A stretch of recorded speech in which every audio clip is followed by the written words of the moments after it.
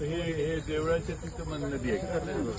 दोन नद्या आहेत. देवळाच्या पुढे संगम म्हणजे समोर संगम आहे. संगम आहे. ह्या कोपऱ्यात बोट बांधित होतो ना हुकला उलटक आणखीत होतो जहाराला. कुठल्या ते देवळाच्या तिथं? नाही देवळाला नाही, इकडे एक बोट नेली आम्ही 1.5 किलोमीटर वर इकडे, कारण इकडून एक नदी तिकडे एक नदी. 10 फूट वाहून गेले. 22 कांड्यावर ऊस होता साहेब. 10 कांड्यावर ऊस आहे आता साहेब. साहेबची 27 ते 28 काड्यावर ऊस होता.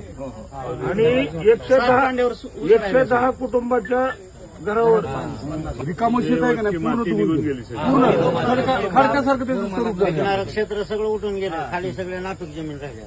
200 फूट उठून गेले जमीन. 1 किलोमीटर नदीच्या पात्राच्या बाहेर पाणी आलं. ते कवा गरम व्हायचं आणि कवा ते- सरभरून येऊ शकत नाही ना. ज्याच्या घरात पाणी गेलंय त्याचे एक फोटो काढायचं आणि मेलेलं जनावर. तर मी त्यांना म्हणलं जनावर कसे लावायचे. नाही ज्याचं काही तोंडी सांगितलेलं असेल, वाहून गेलेले मेलेले बरेच जनावर. आता नदी वाहून म्हणजे काठाला मेरे जे वाहून जाईल. पंप मोटर वगैरे आहे ते गेले वाहून. मोठा पंप गेला. त्याचा पंचनामा झाला का? आणि पिकांचा पंचनामा झाला का? त्याला मी म्हणलं तर ती म्हणजे सर्व सामान म्हणजे देणार आहेत तुम्हाला. ते काही सांग आणि प्लस याच्यावर कर्जमाफी कर्जमाफी. असं आपण मागणी केली आहे. आता बघू काय पैसे दिले नाही. आता ते कोणतरी माणसाला त्यांनी आता चला